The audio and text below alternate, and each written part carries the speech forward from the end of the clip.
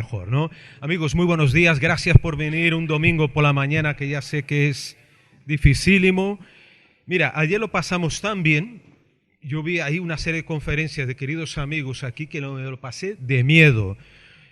Juan Ignacio Cuesta contando anécdotas irrepetibles en la historia de la ufología y de la parapsicología. Aldo Linares, bueno, Aldo que voy a decir que vosotros no sepáis porque es transparente aquello que vemos en Cuarto Milenio, ahí no hay broma, no hay, digamos, mentira, como dijo, es así, nadie le dice dónde tiene que ir a Aldo y bueno, o sea, que él te cuenta lo que él siente allí.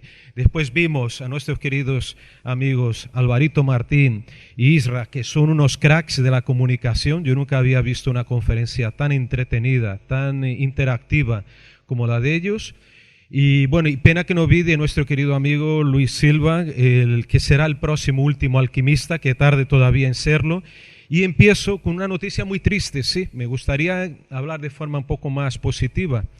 Y estoy aquí, mira, casi se me rompe ahora la voz porque, bueno, si fuera el jueves, el viernes no hubiera podido hablar porque pasé toda la tarde llorando. Y me llega la noticia al mediodía del viernes de que un querido amigo y maestro, por encima de, bueno, amigo por encima de todo y maestro, que era Alberto Borrás Gavarró, este señor que cumplió un día antes 96 años, que vivía en una masía antiquísima y fortificada a las afueras de Mataró. Este hombre que a lo mejor vosotros no sabéis quién es, poquísima gente sabe quién era Alberto, pero eso suele pasar con los sabios de verdad no son los más conocidos, no son los más mediáticos, son estos sabios que trabajan de forma oculta. Yo le llamo el último alquimista porque realmente lo fue. Trabajó mucho también con alquimia y precisamente fue el gran maestro de las energías libres. Atención, no alternativas, que no tienen nada que ver. Alternativas son comerciales, las libres son otras, son aquellas con que trabajaba Nikola Tesla, por ejemplo. Por eso podríamos decir que también fue un Tesla español, Alberto. Alberto va a estar siempre en mi corazón y todo lo que hemos conocido. Y tengo el honor, imagínate, eso para mí ya... Solo, mira, yo creo que el hecho de haber escrito este libro, Expedientes Omnis del siglo XXI, que salió en noviembre del año pasado por la Esfera de los Libros, el hecho de que este hombre fuera el primero o uno de los primeros que lo leyera, porque se lo llevé allí a la masía de él para entrevistarle, bueno, estar con él, comer. Luis, que lo conoció, Luis Silva, sabes cómo era, lo conocía perfectamente. Y se lo leyó entero el libro rápidamente y me agradeció. Entonces ese simple hecho ya para mí fue lo máximo, que lo hubiera leído solo él, hubiera valido la pena haber escrito Expedientes Omnis del siglo XXI. Entonces mi sentido homenaje al querido maestro y que estará siempre con nosotros, seguro, porque, y espero en breve hacerle, si podemos hacerle algún homenaje, Luis, cuenta conmigo, amigo, cuenta conmigo. Amigos, vamos a abrir la carpeta ahora. Gracias. Muchas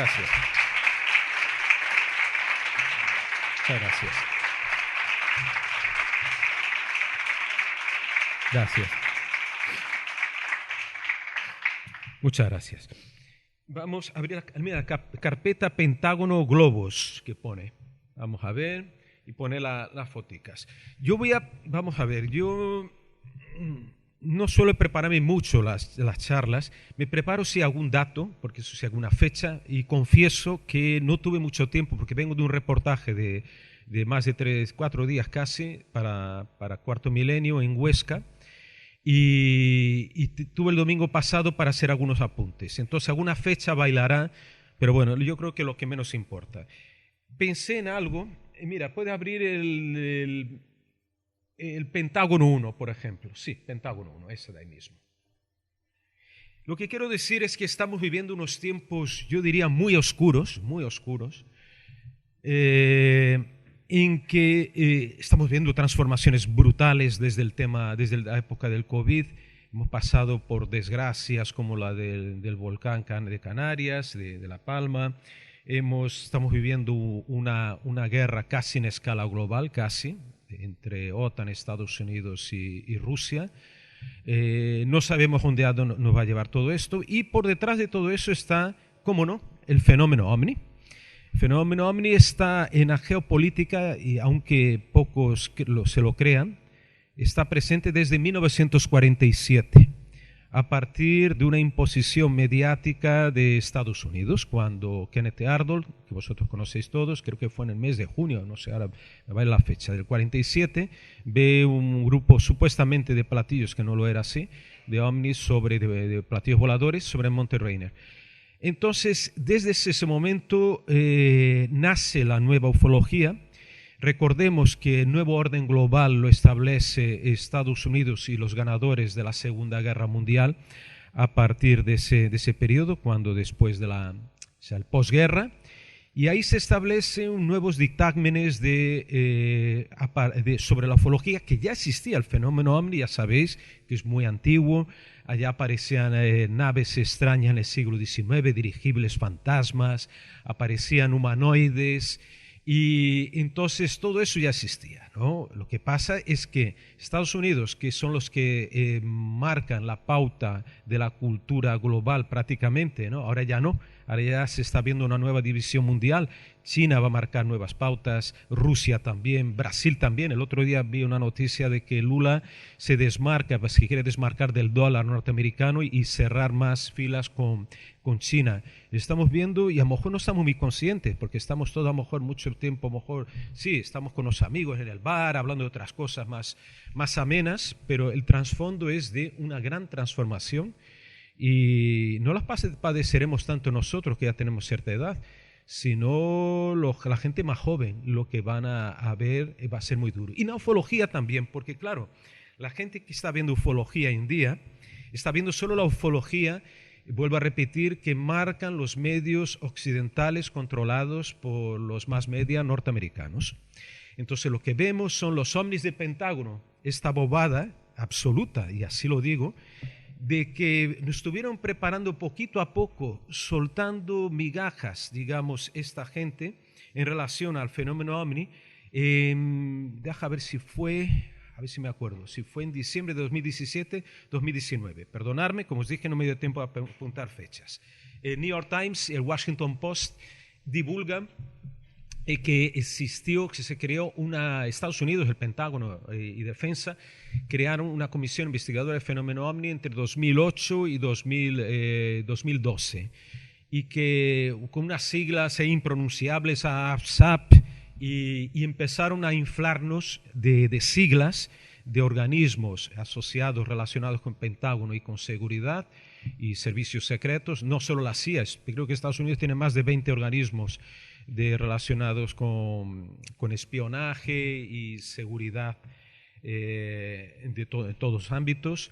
Y entonces esta gente divulga al New York Times, justamente, qué raro, ¿no? Porque el New York Times y Washington Post, que son muy serios aparentemente, son los que van a marcar pauta de fenómeno ovni. Ya no serán los periódicos regionales o algunos aquí como en España, como el ABC Sevilla, el Heraldo de Aragón, que en los años 60, 70 hasta 80 publicaba noticias sobre ovnis, que eran de ámbito regional. Ahora no, ahora quien nos dicta el caminito que tenemos que seguir en relación al fenómeno ovni es Washington, ¿no? Y son sus medios de comunicación.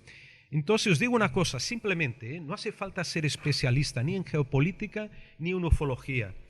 Basta ver que quién está por detrás de todas esas noticias, sabiendo quiénes son, que son esos medios que están influidos totalmente, ¿no?, por el poder, el gran poder de Estados Unidos, que es, aunque sea un imperio en decadencia, que todavía le queda algo, pero está luchando ahí por mantenerse, y de ahí todo lo que estamos viendo, ¿no?, la guerra contra Rusia, usando a Ucrania y sus ciudadanos como carne de cañón, que es lo que estamos viendo. Y ahora os contaré también de ovnis en la guerra de Ucrania, y ya veréis el tipo de manipulación. Entonces todo esto está sirviendo para que veamos una ufología desde el punto de vista de ellos. No es la ufología que algunos de nosotros que estamos aquí, que hemos pateado, desde niños incluso, adolescentes. Juan Ignacio ayer contaba experiencias de él, que se iba a ver los ovnis fuera, tal. No es eso de querer ir a campo como yo iba con mi cuadernito para entrevistar a testigos. No, ahora la ufología es otra historia. Ahora es cosa de militares de Estados Unidos, de médicos del Pentágono, de gente muy, muy gorda, muy grande, ¿no?, digamos, no, pero esa gente a mí no me va a convencer, no me van a engañar, porque ellos te van a contar lo que a ellos les interesa. Incluso dudo, yo llego a dudar que estas fotos sean auténticas del Pentágono, así lo digo de claro, ¿eh? Estas fotos que oficialmente el Pentágono libera, no sé, ahora no me acuerdo qué fecha fue que declaró que desclasificó estas fotos, ¿no? Ya estaban rodando antes, ya con una preparación previa del Washington Post, vuelvo a repetir, el New York Times, antes que fueran desclasificadas. Hombre, eso son filtraciones muy preparadas, eso está claro. Yo llego a dudar, mala calidad de imagen que tenían. Unos dicen, no, es que bueno, los instrumentos que van a bordo, las cámaras y tal, infrarrojas, vale, ya sabemos que tienen baja definición. Pero ya tuvieron oportunidad de equipar esos aviones con mejores cámaras, mejores sensores a lo largo de los años, que ellos hablan que a partir ya del 2004 ya empezaron a registrar la Armada americana, los aviones de la Armada. Y otra cosa curiosa, qué raro, ¿no? Si vamos a ver el todo desde el punto de vista político también, o parte, vemos por qué no es la USAF, la famosa Fuerza Aérea Norteamericana, no está marcando pautas como era antes, como en la época del Blue Book, el proyecto Libro Azul. ¿Por qué? ¿Por qué la Armada norteamericana ahora que marca eso? ¿Y por qué desde la costa oeste y no de la costa este? Costa este porque están todos sus aliados, esta parte de África, esta Europa. No, lo marca la parte del Pacífico. No sé si habéis pensado en esto. No es muy raro, ¿no? O sea, es donde están sus enemigos que vienen allí de Oriente, ¿no? Entonces la gente no para reflexionar sobre esto. Y entonces os digo, estamos delante de la mayor farsa de la historia de la ufología. Ya hubo otras, que la gente se olvidó, de manipulaciones infames de la CIA. Hemos visto Lockheed Martin, que es la mayor fabricante de armas de todo el planeta, usando el fenómeno OVNI ya en los años 50, tranquilamente ocultando, ¿no?, experimentaciones de sus naves secretas, ¿no?, usando eso como cortina de humo, el fenómeno OVNI como cortina de humo. Vuelvo a repetir, esta no es la auténtica ufología.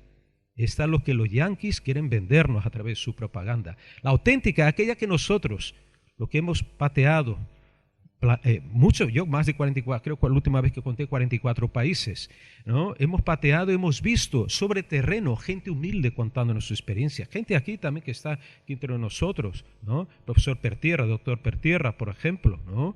Hemos hablado con gente ya de los años 70, mucho antes de todas estas historias del Pentágono, ¿no? Y esas son las historias auténticas. Ahora qué curioso, ¿no? No existen ya abducciones, ya no se habla de abducciones, ya no se habla de visitantes de dormitorio, ya no se habla de la paraufología. Qué raro, todo está en el ámbito militar. Lo que estamos viendo, y eso lo repito 1001 veces, lo he dicho en un montón de entrevistas, que ahora mismo lo que estamos viendo es la militarización de la ufología de mano de Estados Unidos. Ellos están intentando vendernos un peligro, porque claro, a partir del informe del Pentágono de junio de 2021, el famoso, ¿no?, informe, 9 casitas hojitas, que ahí cuando la gente, sí que desclasificaron, no han desclasificado estos casos. Han mencionado solo que ellos tenían 100 y pico casos en que había cosas raras y tal, pero no han desclasificado nada. Eso es mentira, o si alguien lo dijo, no es cierto. Entonces, esa ufología dice, o sea, el Pentágono dice que ahora sí que representan un peligro. El Blue Book dijo que no. En el 69 ya había investigado mucho más que esta gente. Y era una época en que había mucho más casos de ovnis.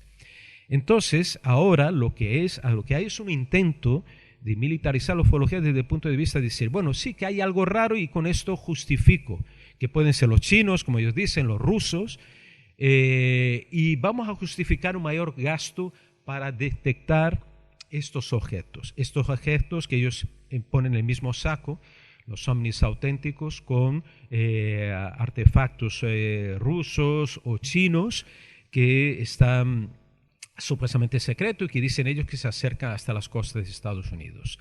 De todas formas, puede que haya, no voy a decir que no, casos auténticos realmente de incursiones aéreas en territorio de Estados Unidos, que los hay, en Canadá. Lo que estamos viendo últimamente, según los medios de comunicación, son más casos de ovnis de ámbito aeroespacial, o sea, aviones que se topan con objetos, aterrizajes muy poquitos, humanoides muy pocos. Eso me lo dijo mi amigo Albert Rosales, que vive en Estados Unidos, cubano, pero radicado en Estados Unidos, el autor de la mayor enciclopedia del mundo de Humanoids, de Humanoids Encounters, que es una maravilla, está en internet, en inglés, en Amazon. Y él dice, Pablo, hay muy pocos, hay casos, pero a mí me llegan muy pocos y yo tengo el mayor catálogo mundial en los últimos años muy poquitos, pero hay algunos. Y yo diría una cosa, quizá no haya más, porque ahora como casi todos estamos dedicados más bien la internet, a divulgar por canales de YouTube o donde sea la ufología, que está bien, yo no voy a criticar porque yo mismo lo hago, o bueno, intento hacerlo, últimamente no estoy pudiendo actualizar el canal de YouTube, pero ahora en breve voy a poner una cosa, de arqueología además. Pero hay que compaginar eso con el trabajo de campo. Entonces yo creo que a la vez la gente se decepciona, no quiere ir ya tiene pereza de investigar, a ir a campo, y seguro que salen cosas. Si te metes en África, donde no hay ufólogos por unas condiciones económicas, eso es un lujo ser ufólogo y tú gastarte tu dinero para investigar, por ahí seguro que van a aparecer historias. Muchísimas, y de muertes incluso provocadas por ovnis. Y doy un simple ejemplo que publiqué en mi libro anterior, bueno, que salió el año pasado también, la nueva edición de Luces de la Muerte, que algunos de vosotros ya lo conocéis, que lo edité por primera vez, salió por EDAF en 2003, pero lo actualicé totalmente, amplié, cambié y tal. En ese libro menciono una cronología final, que cuento una cronología de casos de ovnis agresivos.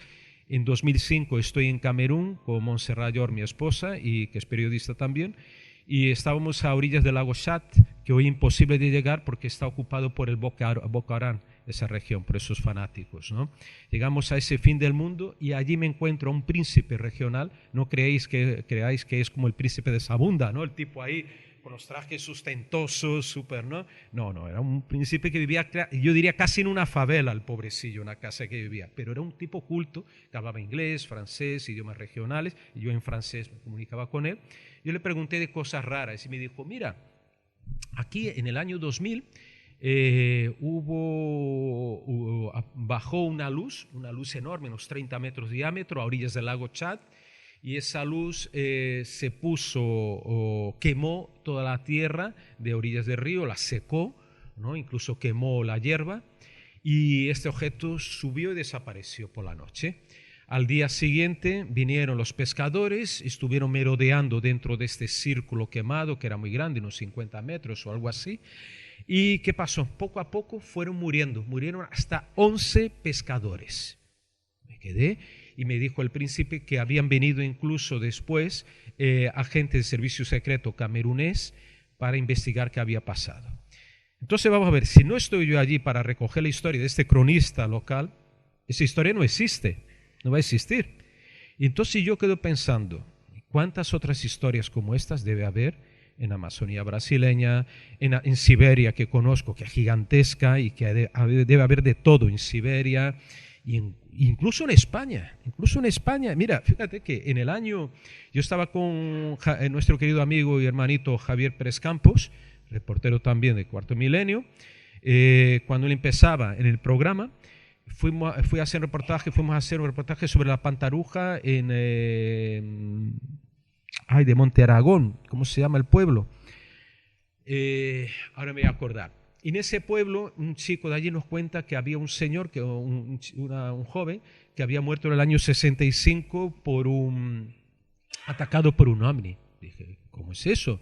Sí, tal. Entonces me dio el teléfono a la persona, ya teníamos que irnos del pueblo y regresamos. Y hice la entrevista con Fina Ortega sobre la historia de su padre, que en el año 65 iba en una alambreta en dirección a su trabajo en una, ¿cómo se llama? La fábrica de cerámicas, que hacen la cerámica, los ladrillos, ¿cómo se llama esto? Alfarería, eso en castellano, que me venía en portugués. Una alfarería.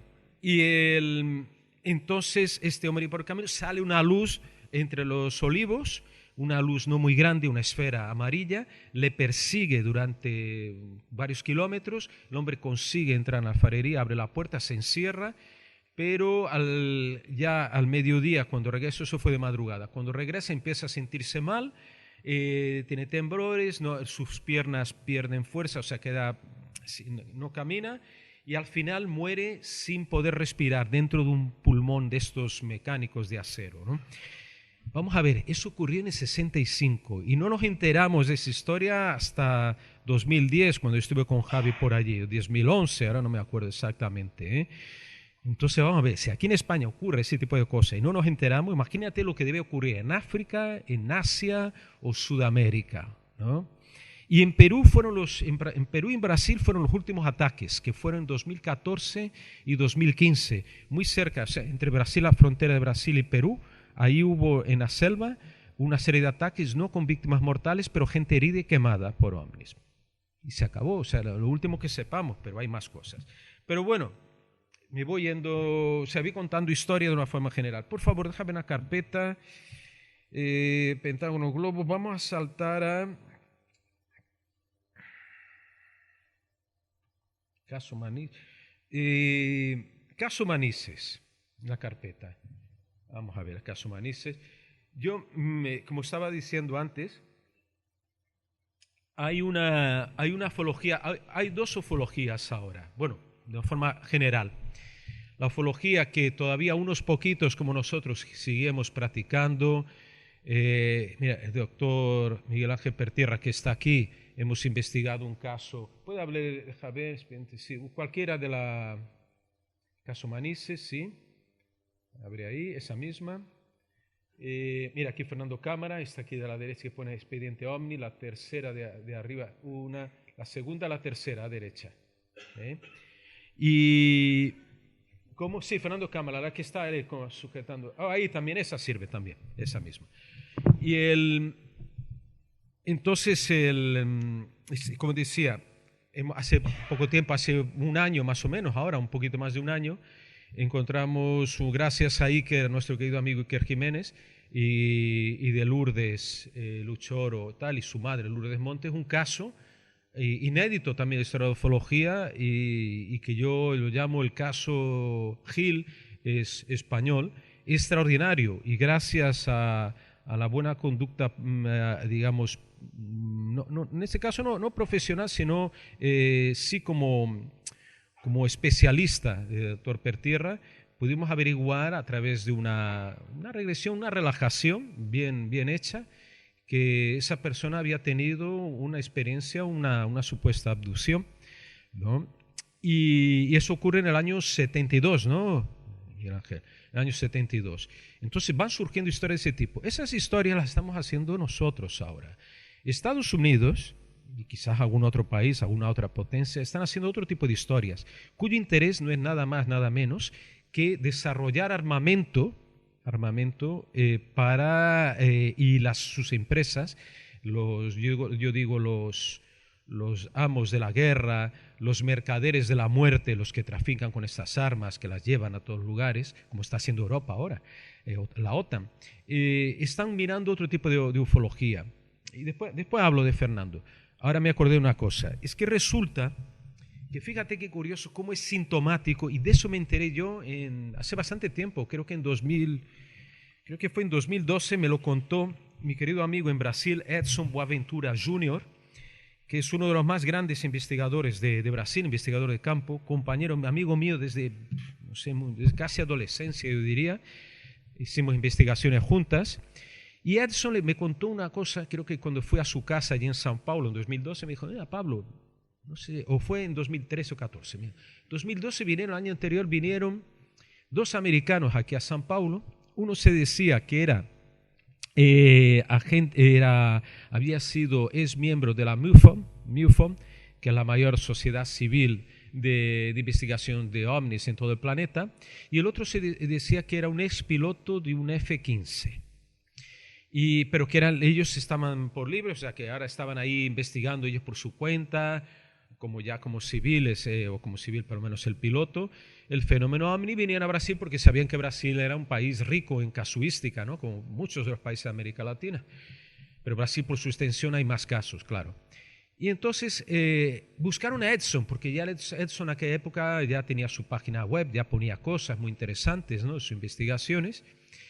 Y entonces venían para preguntarle por dos cosas. Atención al detalle, atención al detalle. Venían a preguntarle sobre restos de ovnis en Brasil, porque habían visto en su página web que él tenía restos del ovni del caso llamado Lluvia de Plata, que ocurre en la ciudad de Campinas, a unos 100 kilómetros de São Paulo, en el sur de Brasil, sudeste de Brasil, en 1954, año importantísimo para la historia de ufología, que fue el año de la gran oleada, que no fue solo en Francia, fue en todo el planeta. Y entonces ahí pasaron 2 ovnis y dejaron caer una sustancia brillante, ¿no?, plateada, que cuando tocaba suelo se solidificaba, era como medio líquido, pastoso, y al secarse, a enfriarse, se convertía en material que ellos dijeron, bueno, debe ser plata. Entonces hubo gente que lo recogió y Edson tenía algunos fragmentos de estos. Entonces ellos estaban muy interesados en estos fragmentos. Y dijeron, mira, tal, queremos que usted nos venda, tal, es que tengo muy poco, no puedo venderlo porque esto es material único y tal, ¿no?, que queremos analizarlo. Y Edson no se lo dio. Y ellos insistían mucho en ese material, que ellos necesitaban investigarlo y tal. La otra cosa que ellos querían eran fotografías de ovnis, especialmente en color, que fueran fotos en color, para ver el tipo de halo que se forma y el formato, extensión, color, intensidad en esas fotos. Y la única prenda que soltaron ellos, porque ellos preguntaban mucho, pero poco decían de ellos, ¿no? Y le preguntaba, bueno, ¿y por qué queréis saber esto de las fotos, ¿no?, estos detalles? No, porque me interesa mucho por el tipo, porque a partir de estos datos podemos inferir a lo mejor cuál sería el tipo de propulsión de estas naves. Si es propulsión antigravitatoria, si son alteraciones de campos electromagnéticos por electromagnéticos, ionización del aire. Todos esos datos tenían mucho interés. Bueno, estos tipos se fueron. Fotos sí, me parece que le hizo copia a Edson. Y curiosamente, no sé si si fue durante el COVID, un poquito después, sale una noticia de que, cuando se revela finalmente esta misión, este programa del Pentágono entre 2008 y 2012, se revela también que Robert Bigelow, un famoso billonario de Las Vegas, uno de los tíos más poderosos ahora junto con Elon Musk en Estados Unidos, que es contratista también, que tiene una empresa aeroespacial importante, contratista del gobierno norteamericano, sale la noticia de que él también había participado en ese programa con su empresa y con su gente para investigar el fenómeno OVNI. Y no solo eso, él envía emisarios a varias partes del mundo. Y 2 de sus emisarios llegaron a Brasil en 2012 y eran estos 2 tipos que se citan con Edson Boaventura, con mi amigo, y que descaradamente ya le pedían esos datos, ¿no?, sobre materiales. Entonces, a ellos no les interesaban las abducciones, estos por lo menos. Ya os contaré que sí que había alguien, este mismo Bigelow estaba interesado, pero ya en Estados Unidos.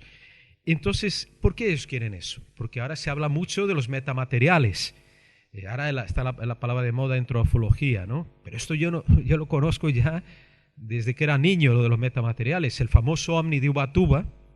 Deja ver si está aquí. Hay una carpeta, por favor. Después volvemos al maestro Fernando Cámara, que también fue vilipendiado por unos subnormales, perdón, usar ese término, que no es correcto, ya lo sé, ¿no?, por individuos, ¿no?, escépticos o negacionistas, ¿no? Vamos a ver, perdonarme, que me salto a veces. Deja ver, hay una carpeta, abre en general la carpeta, abre más, eso, para atrás. Vamos a ver donde pone, ¿dónde está? Pruebas físicas, más abajo.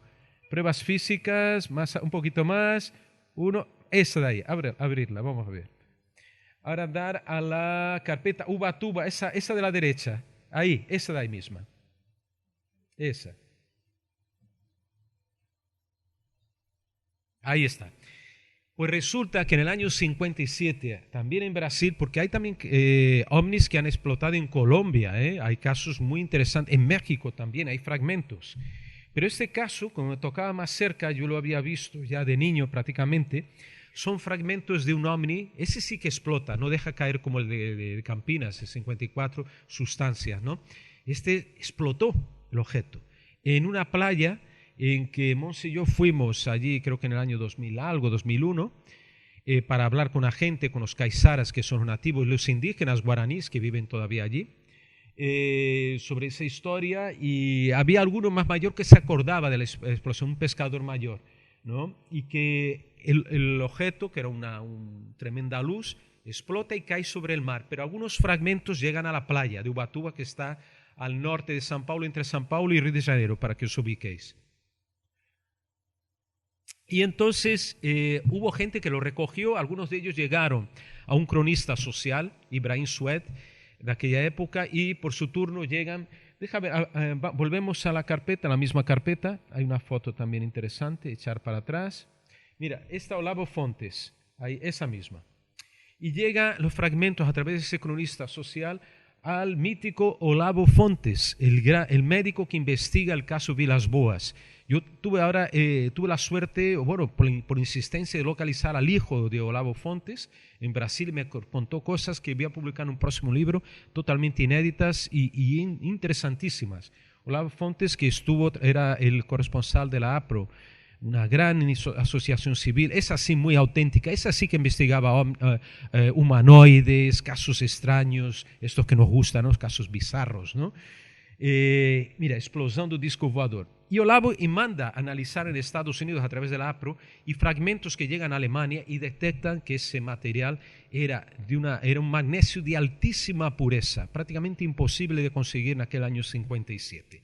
Y es esto que está buscando ahora Estados Unidos, estos y además tienen propiedades especiales. Jacques Vallée mandó a analizar un fragmento que estaba en el Museo de la Simondini, allí en Entre Ríos, en Vitoria, en Argentina, que un militar argentino estaba, creo que la historia era así, si no me equivoco, estaban pasando vacaciones aquellas fechas en Ubatuba y recoge unos fragmentos y se los trae. Y cuando muere parece que el hijo los dona al museo. Fíjate qué vueltas da la vida, ¿no? Y las cosas, ¿no? Los objetos. Jacques Vallée lo investiga y consigue encontrar más propiedades anómalas en ese material. Bueno, ¿qué quiere Estados Unidos ahora? Como digo, no les interesa, no preguntaron nada de abducciones a Edson. Ellos quieren metamateriales para fabricar armas. O sea, están usando la ufología, o sea, esa tecnología inversa, otra palabra de moda también, que ya también la conocemos hace tiempo, ¿no? Para armarse hasta los dientes, crear armas muy resistentes, crear métodos de propulsión, por eso preguntaban, ¿no? A través de campos electromagnéticos, energía antigravitatoria, lo que sea muy energías que sean muy poderosas para poder desplazar todo esto. A ellos no les interesa la espiritualidad del fenómeno ovni. Ahora hablaré. ¿Cuántos minutos tengo todavía? Vale, entonces me da tiempo de hablar algo que es muy importante que os quería comentar también, que he hablado muy poco, no sé si en alguna conferencia he hablado sobre este caso que os hablaré después, de la parte espiritual, digamos, de la ufología, que la practicaron muchos, como Sisto Paz, como tanta gente, ¿no? Como hoy mismo en Montserrat, Grifol, ¿no? ¿Grifol o Grifol? ¿Cómo se pronuncia? Grifol, ¿no? Con sus cosas, más o menos cosas, pero con un mensaje, o sea, que había detrás de este fenómeno ovni, se adoptaba un mensaje generalmente pacifista, muy curioso, ¿no? Cosa que no está de moda hoy en día, el pacifismo, ¿para qué? ¿No? Ahora se han olvidado, curioso, los medios de comunicación ya no hablan de pacifismo, no hablan de parar guerras, qué raro, ¿no? Qué mensajes, ¿no? Tan raros de que ya los periodistas, que la mayor parte de los periodistas que salen en televisión ya no dicen, no critican esta guerra, no critican sí, critican Rusia, por supuesto, claro que sí, Putin está loco, claro que sí, pero no critican a otro que está peor, que se llama Biden, ¿no? Bidet, yo lo llamo, Mr. Bidet, ¿no? Y entonces esta gente carente de un sentido crítico real, ¿no? Si hay que repartir para todos los lados, porque es así, ¿no? La cosa, como se trata hoy en día. Pues esa parte de la ufología, curiosamente, está muy olvidada o quieren que se olviden de ella. Entonces vuelvo a encauzar el tema a la cuestión militar, ¿no? Entonces lo que hay ahora son intenciones de desarrollar tecnología militar, posiblemente después, a lo mejor con el tiempo, entren en el ámbito también civil, ese tipo de tecnologías sean adoptadas. Pero ahora la mayor urgencia de Estados Unidos, ¿no? Y algunos de sus aliados es esta. Y quiero comentar, antes de entrar también a cuestión de espiritualidad y ovnis, que me interesa muchísimo, siempre me interesó también, porque además yo creo que uno de los impulsores de eso fue justamente el hermano de Sisto Paz, fue Charlie, ¿no? Paz Wells, que yo tenía 16 años, creo que cuando lo conocí en São Paulo en 1900, ahora no me acuerdo, era a finales de los 70. Había recién llegado a Brasil Charlie. Después me enteré que parece que él era muy jovencito. Creo que allí, como era obligatorio en Perú hacer servicio militar, creo que él huía del servicio militar y por eso se fue a Brasil. Y entonces yo le vi en unas conferencias hablando sobre los seres de Ganímedes y tal, y mis ojos se pusieron como platos cuando escuché toda aquella historia. Claro, Rama, ¿no? Él entra en otra línea después que sería Amar, ¿no? Que es una escisión de Rama, y empieza a hacer todos sus experimentos también en Brasil, ¿no? Entonces me interesó mucho en esa época, ¿no? También toda esa cuestión. Pero lo que yo quería decir es que a partir de ese momento, que la ufología actual sigue esos caminos. Y vamos para otra carpeta. Vamos a abrir la carpeta, por favor. Eso, Sara, que está ahí en los comandos. Para atrás. Vamos más para atrás todavía. No da tiempo de hablar todo, claro. Vamos a la carpeta. Un segundito, perdona.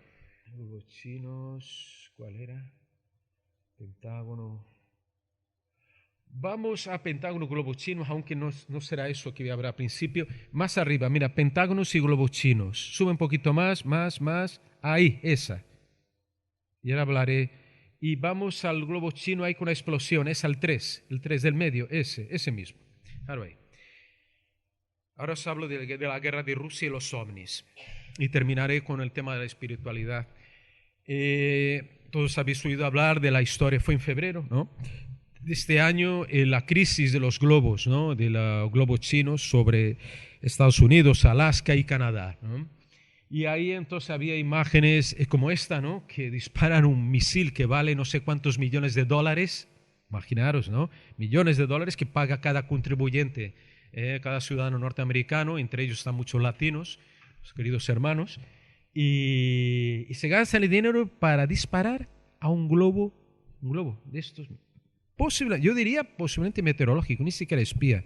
Los chinos no necesitan un globo espía sobre Estados Unidos para proporcionarles este espectáculo, ¿no? Gratuito a Estados Unidos. Yo conozco muchos globos. Yo estuve haciendo reportajes en Brasil, en el INPE, Instituto Nacional de Pesquisas Aeroespaciais, en la NASA brasileña, viendo lanzamientos de globos. Yo sé que estos globos perfectamente, lo que me contaban, se escapan al control. Mira ahí, muy bien. Se escapan al control digamos, de los vientos, porque no son dirigibles, ¿no? Entonces, si los chinos lanzan un globo allí, el viento lo arrastra hasta donde sea y siguen volando. Mira, el año pasado yo grabé 2 globos blanquitos, es que no llevaba un super tele, llevaba solo un tele de 150 milímetros. Pero si tuviera un 300 lo hubiera mejor. Pero los grabé, 2 globos muy altos, que me di cuenta, los 2 puntos, y estaban, no sé de quién serían, eran bien esféricos.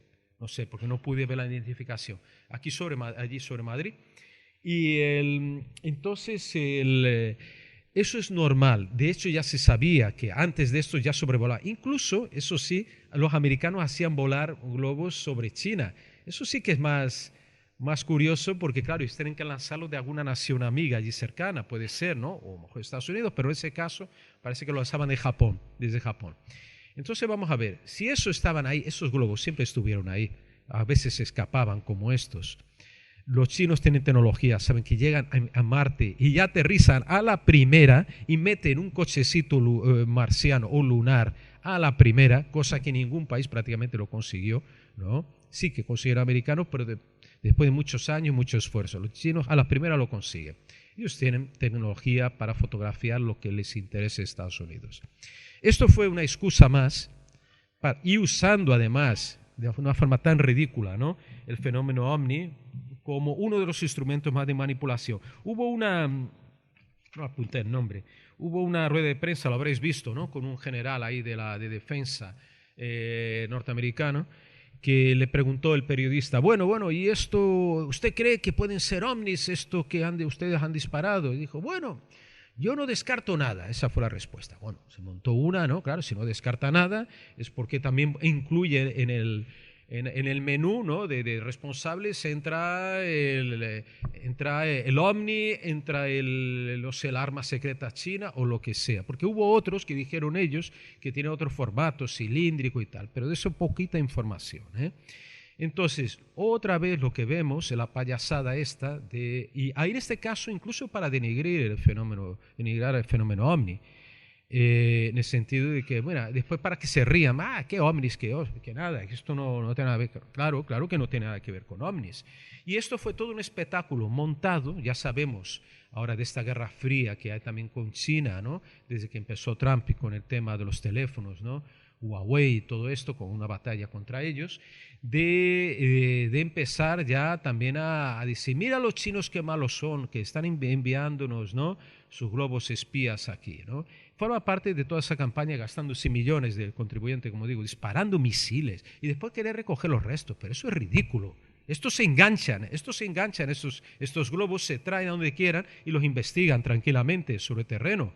Vamos a ver, por favor, que es absolutamente ridículo. Bueno, vamos, yo creo, aquí no puse ninguna foto. Os voy a contar otros casos de manipulación empleando el fenómeno OVNI, de esta vez en la guerra de Ucrania. Está en mi libro también, en Expedientes OVNI del siglo XXI, que hago una recopilación de estos casos del siglo XXI. Algunos también anteriores que yo, vuelvo a reinvestigar a partir a lo mejor del año 2000 mismo, ¿no?, casos que son anteriores, pero que investigo en 2002 y lo pongo como 2002. Y después toda una cronología. Pero bueno, las cronologías que hice en el libro, cada capítulo está acompañado, empieza en 2022 y termina en 2000. Hay al final una cronología tanto de España, de Portugal y del resto del mundo. Y ahí incluyo lo que pasó el año pasado, que era muy, muy chistoso,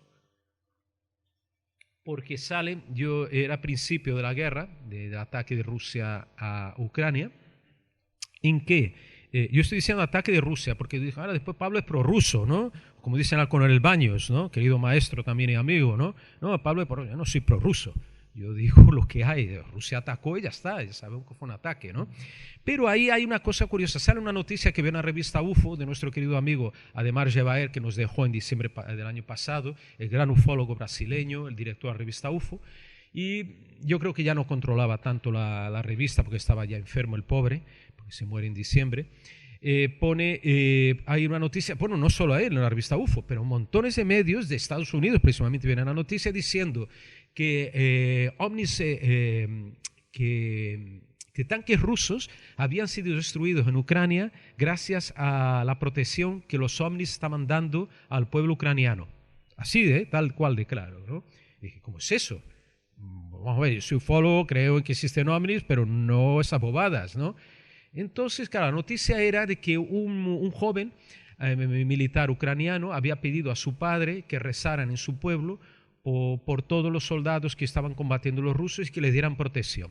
Pues al día siguiente aparecen unos ovnis y disparan contra los tanques rusos y destruyen esos tanques. Entonces, de esta vez, los ovnis, o Dios, en otras palabras, habían escuchado, ¿no?, las rogativas del pueblo ucraniano y los ovnis estaban del lado de Ucrania. Bueno, y dije, pero eso es patético, y se lo están tragando. Montones de páginas web. La noticia, entonces yo empiezo un poquito a investigar, tampoco me dediqué mucho tiempo, os digo sinceramente, y empiezo a ver que la noticia parte de un medio evangélico de Estados Unidos, se llama CNN, porque está la CBN la grande, ¿no? ¿La conocido o CNN? Me hago la confusión. Exacto. Entonces, que es un medio que yo no conocía, un medio evangélico de Estados Unidos, que tiene un corresponsal en Ucrania y que le cuenta la historia. Y está el vídeo en internet. Yo lo veo y tal. Entonces yo cojo el nombre de ese corresponsal, lo pongo en internet y solo aparece en esa noticia el nombre de la persona.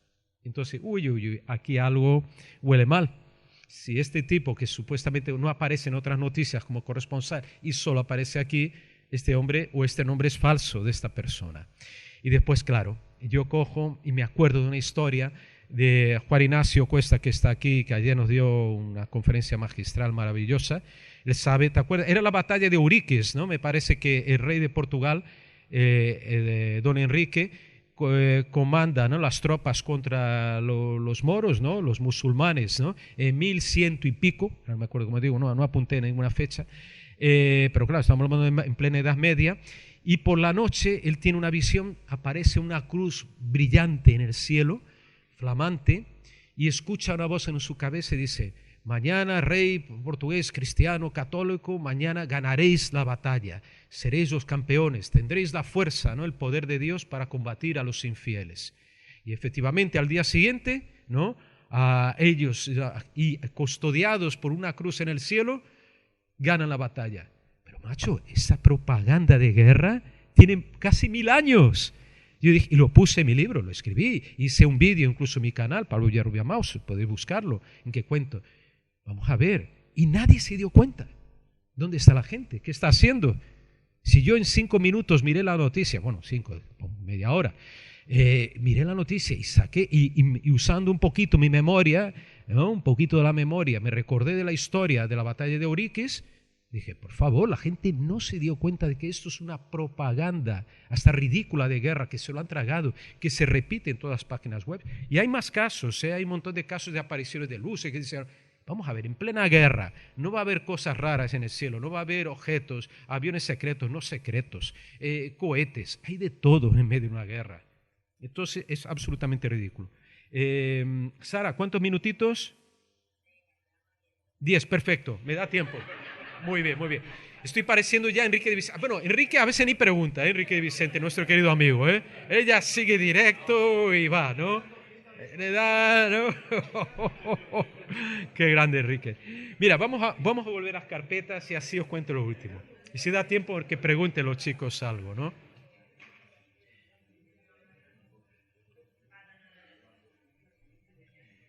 Vamos a ver. Adito, la próxima la hacemos juntos, ¿eh? Vale, vale.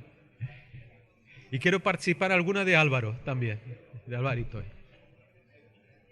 Mira, vamos a la carpeta, espera, déjame ver cuál es. Humanoides, carpeta humanoides. Chicos, solo ahora en 10 minutitos yo termino, ¿eh? Carpeta, mira, caso Higgins 1, pon el Higgins 1. Este dibujo durante mi adolescencia me producía terror, auténtico terror. Claro, una imagen muy cruda, ¿no? Muy naif también el dibujo, pero Javier Arriaga se está mirando de forma ahí, ¿no? ¿Te acuerdas, no? Este era de un dibujante, ese dibujo era genial. Es un catálogo de humanoides que lo publica, ay, se me van los nombres ahora, es un boletín belga, ¿cómo se llama? Muy importante, de los años 70, y es un dibujante brasileño, no viene el nombre de él por ahí ahora, que era un ufólogo de Río Grande del Sur, que hace un catálogo de extraterrestres, maravilloso, con esas figuras que dan miedo, ¿no? Que son impactantes, ¿no? Qué cara más rara, ¿no? Un extraterrestre gigante, mira, entre 2 metros y 2 metros y medio de altura, pedruscos ahí sujetando, un traje que es muy curioso, a mí me llamó muchísima la atención, solo me apareció en una investigación que yo hice una vez del caso del Condecito, ¿acuerdas, amigo Pertierra?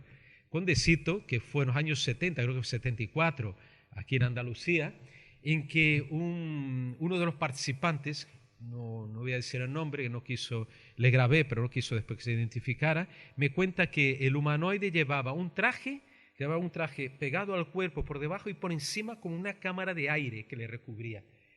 Lo mismo, mirar aquí, pero lleva unas sandalias, atención de traje, sandalias, y esta es una cámara de aire que le recubre todo, hasta aquí, el casco, Sí, a ver. Entonces, yo nunca había visto que está muy pegado. Hay dos series, en realidad, son dos. Mira, ahí se ve de verdad un poquito. Se pasó a la otra. Pero bueno, ahí también se puede ver. Este dibujo me encanta también, ¿eh? Este es muy chulo, la revista Cruzeiro, series de espacio, Sí, deja este aquí también, puede ser. Entonces, a mí me llamó mucho la atención. Esos son los casos buenos. Eso sabemos todos, que cuando hay elementos muy bizarros, muy extraños, ¿no? Pablo Vergel, ¿cómo los llama? Eso, alta extrañeza. Casos de alta extrañeza, como dice mi querido amigo y editor Pablo Vergel, que publicó Las luces de la muerte, reeditó el libro el año pasado también. ¿Por qué? Porque esos casos, vamos a ver, ¿por qué uno se inventa una cosa así? ¿Por qué surgen elementos tan raros? A lo mejor entran ahí otros factores mentales, que yo lo que creo también, Caravaca habla de ellos, pero hay otros también que han hablado, incluso antes, ¿no?, de estos elementos raros que pueden ser objeto de una interacción entre nuestra mente con estas entidades. Y en este caso, ¿ves? Aquí hay un hombre en el centro que era José Higgins. Este hombre era un topógrafo, un ingeniero, tipo culto en aquella época, en el año 47, ojo, perdón, que yo lo más importante no lo menciono. Este caso ocurre el mismo mes en que se da el incidente de Roswell, se da un poquito después del caso de Kenneth Arnold, y que hay una oleada ufológica global brutal. Pero esto ocurre en un lugar muy remoto de Brasil, en el estado de Paraná, en una colonia agrícola. Bueno, ni existía la colonia agrícola, este topógrafo estaba demarcando el territorio para crear una colonia agrícola en la frontera con el Paraguay, lugar remotísimo en aquel momento, ¿no? Cuando ve que baja un platillo, ahí está, metálico, los clásicos ovnis metálicos, de chapa y tornillo como tiene que ser, ¿no? Y entonces salen dos seres de alta estatura, tres, creo que eran tres, sí, ahí están los tres. Típico, con mochilita a la espalda, el casco transparente, y que se comunicaban a través de gestos, fíjate, y hacían, porque él intentó hablar en inglés, en alemán y tal, no conseguía respuesta, pero estos cogen una varilla y empiezan a señalar en el suelo círculos concéntricos y marcan uno central que apuntan al sol y dice la palabra orque, pronuncian. Sol, centro, orque. Y después los círculos que nosotros o él interpretó también, no, en este caso él no habló, creo, pero yo lo interpreté, claro, como los círculos del sistema solar, los planetas, las órbitas, ¿no? Y señala el séptimo círculo. De hecho, una revista, creo que Más Allá, donde publiqué el caso, porque yo fui, creo, el único ufólogo junto con mi querido amigo Carlos Alberto Machado, gran ufólogo brasileño. Fuimos a investigar in situ la historia en 2000, ya va un tiempo, 2012, 2013, no me acuerdo, por ahí. Y encontramos gente que nos contó la historia, que existió José Higgins, nos llevaron hasta el lugar donde ocurrió el encuentro. O sea, que hizo una investigación de campo para verificar la historia. Y el séptimo círculo corresponde al planeta Urano. Entonces yo les llamé, ellos vinieron de Urano, interrogante, era cuando yo hacía eso. Pero pronunciaron otra palabra, álamo. Álamo, esa palabra existe. Orque yo la busqué en toda internet, solo existe en este caso la palabra orque. Hay unos que la relacionan con una palabra guaraní, porque aquí era espacio también indígenas guaraníes. Curioso también. Ahí volvemos, lo retomamos, e incluso intentaré hacer alguna conexión o buscaré con Néstor Berlanda, nuestro amigo también de Argentina, el gran antropólogo, psicólogo él, ¿no?, psiquiatra, que está investigando el tema relacionado con los enteógenos, ayahuasca, los indígenas, como el caso de Oscar, del caso de Venado Tuerto en 1978. Y mira, ahora estaba pensando, orque, palabra guaraní. Vamos a seguir un poquito la pista. Pero la palabra álamo sí que queda muy claro. ¿Qué eran los álamos en Estados Unidos? ¿Qué eran los álamos? ¿Qué se hacían los álamos? Decirme, por favor. ¿Cómo? Ahí, Proyecto Manhattan. Qué raro, ¿no? Qué raro que pronuncien ese nombre de ese lugar justamente cuando hacía menos de 2 años estaban desarrollando la bomba atómica en Los Álamos. Qué curioso, porque unos años después, un tal vilipendiadísimo, por supuesto, George Adamski, uno de los primeros contactados de la historia, vienen unos seres rubios, altos, no tan guapos como estos pobrecillos son muy feotes, mira, no tienen ni pelo los pobres, ¿no? Llevan ahí unas sandalias, no sé, una cosa un poco rara, ¿no? Pero uno guapetón, y viene y dice, mira, muy malo eso de la energía nuclear, muy malo eso de las bombas atómicas.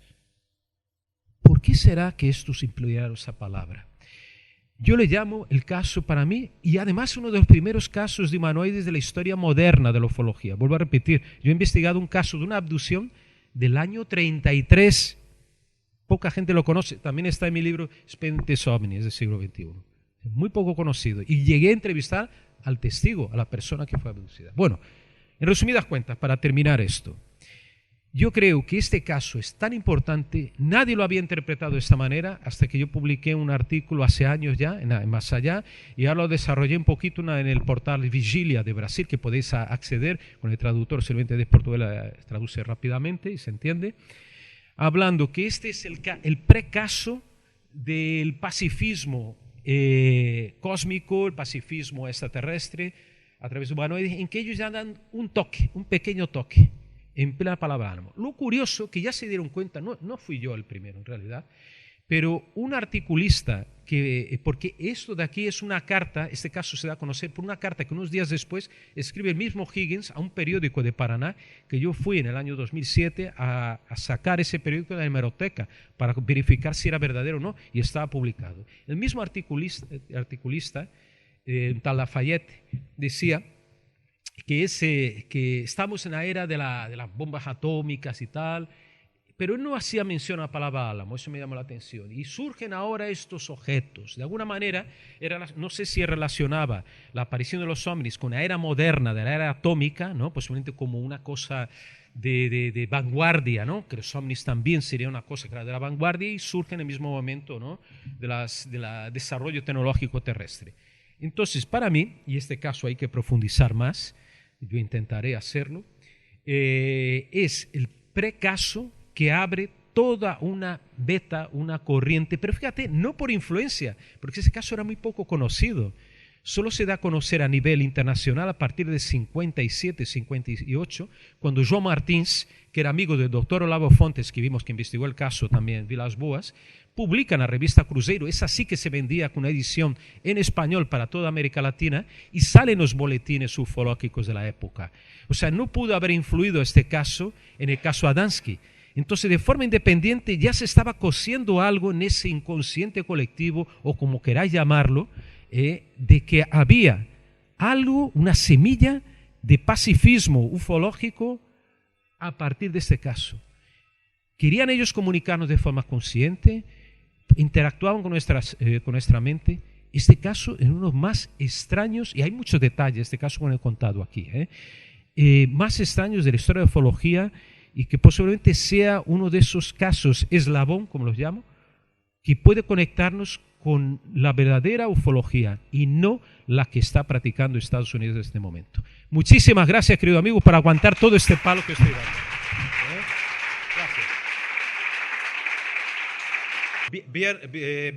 Ver naves o lo que sea, sí, y he fotografiado. Incluso lo he contado en varios programas, no sé si en Cuarto Milenio he contado. No, humanoides no, ya quisiera incluso, ya quisiera yo poder contactar con ellos, hombre, me encantaría, pero casi tuvimos una oportunidad, pero lo dejamos escapar por miedo. Y eso es una historia muy larga que ya contaré. Eso ocurrió en São Paulo cuando yo tenía mi grupo de investigaciones de fenómenos extraterrestres, el GIFIT. Cuando vino un contactado a mi casa, ese era le curaron unos seres extraterrestres, que un día hablaré también de los casos de curaciones, no solo de ovnis agresivos, que los hay muchos también de curación, y un chico de 18 años que nos dejó con los pelos de punta. Os digo solo eso porque iba a convocar un extraterrestre en la habitación del fondo de mi casa ahí en São Paulo, donde vivía. Pero os dejo caer ahí solo de esta historia, o sea, pero no llegamos a ver nada, no llegamos a ver nada. Claro, porque vamos a ver, sí que les interesa, pero solo algunos. El tema es que, como viste, ahora es inmediato. Estados Unidos ahora está en una carrera total, ¿no? O lleva años, ¿no? Ellos saben que van a perder esa carrera y no quieren, pero quieren ralentizar esa pérdida, ¿no? De poderío global, de influencia, incluso cultural. Porque si os dais cuenta, todas las películas yankees, incluso para niños, todos aparecen personajes con armas en las manos. ¿Os habéis dado cuenta? En los pósters, ¿no? Sale ya el tío con arma, películas incluso de niños, aparece un arma. O sea, es terrible lo que estamos viendo. La cultura armamentística de Estados Unidos es brutal. Vamos a ver. Eso ellos lo dejan para los más rarillos. Y los más rarillos, en este caso, yo podría incluir al mismo Robert Bigelow. Vamos a ver. Robert Bigelow trabajó desde el punto de vista material, lo que querían los del Pentágono. Esos restos, por eso mandan emisarios. Pero hay un trasfondo de Robert Bigelow que le interesa sí la paraufología. De hecho, él investiga el famoso caso de Rancho Skinwalker, que habéis oído hablar también, que es un rancho donde se daban apariciones de hombres lobos, de duendes, de fantasmas, de luces extrañas, y él compra ese rancho para investigarlo. Entonces, él sí que está, pero en un ámbito más personal, más de yo y mis amiguetes. De hecho, él convoca a un médico. Salió un libro que ahora tengo que leerlo, está en inglés, sobre el rancho Skinwalker, escrito por un científico importante, creo que era o es irlandés o escocés, que él contrató y fue subcontratado también por el Pentágono para hacer investigaciones de efectos físicos sobre personas de los ovnis. Entonces, unos rarillos, así como este Robert Bigelow y su grupillo, sí que se dedicaron. Pero la esencia ahora en Estados Unidos ahora mismo, como digo, es prima por la urgencia, por la rapidez en conseguir algo efectivo. Después ya veremos de dónde viene tal. Me interesa ahora tener el pedacito de ovni, que eso sí que yo quiero tener los materiales. Entonces me extraña, que me parece muy bien, yo soy muy seguidor. Mira, de hecho, yo fui el primero en España a hacer una entrevista con Néstor Berlanda en el año 2003, allí en Argentina, sobre toda la cuestión de la ufología relacionada con los enteógenos y con las culturas indígenas. Y lo publiqué más allá, pasó sin pena ni gloria, solo uno de los que leía la revista, lógicamente. Incluso alguno me insultó, algún negacionista dijo, Pablo Villarrubia que divulga unos, ¿cómo era que puso? Unos desconocidos y unos desconocidos psicólogos, psiquiatras argentinos que no tienen ninguna importancia, algo así me pusieron. Yo no voy a mencionar nombre de individuo porque bien se lo merece el tipo negacionista este. Entonces, yo soy de los primeros a divulgar, a seguir esa corriente de vanguardia de la ufología, pero estoy consciente de que los ovnis de chapa y tornillo sí que existen y interesan muchísimo. Y más posiblemente que los ovnis ahora mismo para las autoridades como Estados Unidos y quizás algún otro país más, que esos que están hechos de elementos mentales, ¿no? De elementos que involucran nuestra mente. No, hay cosas más raras todavía. No, deja ver, uno así que me pillas de... O cualquier otro país, México, había también México, deja ver. Sí, déjame pensar rápido que me venga alguno.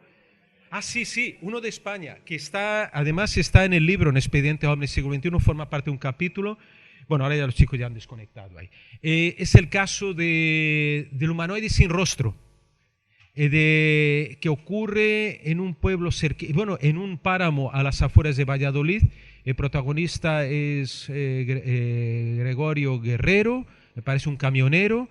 Me lo presenta mi querido amigo y hermanito David Hernández, colaborador nuestro del programa también, gran dibujante, hace mis maquetas, hizo un Luno Hot, no sé si lo habéis visto en Facebook, brutal, que el cochecito lunar soviético me lo hizo él, bueno, maravilloso. Pues David me presenta a ese camionero, un señor normal de 60 y tantos, 70 años, y me cuenta, solo para resumir, que no fue muy tarde, muy tardío, no sé si fue en 2002 o 2012, que él ve como una persona bajando del cielo, toda vestida de blanco, con un traje blanco, flotando, viene en diagonal.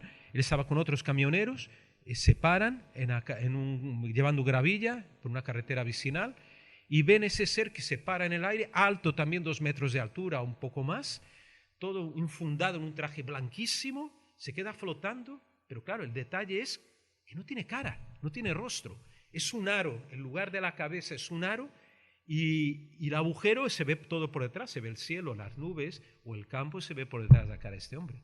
Entonces, este ser, uno de los camioneros intenta tirarle piedras a este ser que está flotando y el bueno de Gregorio dice, le sujeta, no tires piedras a este hombre, o lo que sea, no le tires piedras. Y después yo indagando allí sobre terreno mismo, ya entrevistando al Gregorio, yo le pregunté, ¿y por qué tú impediste a tu amigo? No sé por qué, pero en ese momento pensé en mi padre que había muerto. Y pensé también en mi hermano que había muerto en un accidente de carretera hace pocos años. Me quedé helado. Mira la cara de Aldo ahora. Me quedé helado. Fíjate cómo es curioso el fenómeno ovni que conecta incluso con el mundo de los muertos. Ahí yo pensé, claro, este hombre, yo le pregunté, ¿es que usted asoció algo. Sí, no sé por qué me dijo, no sé por qué me vino a la mente mi padre y mi hermano muertos y por eso yo no quería que tiraran piedras a este ser. Y este ser, mira, se me pone el pelo de punta solo imaginarlo, esa conexión extraña entre el mundo de los muertos y el fenómeno ovni. Bueno, ovni, decimos ovni porque no sabemos, no vieron el ovni. Vieron el ser, que ya se vieron otros humanoides también en México, cuento en el libro también, que flotaban en el cielo. Amigos, muchísimas gracias y nada, hasta las próximas conferencias.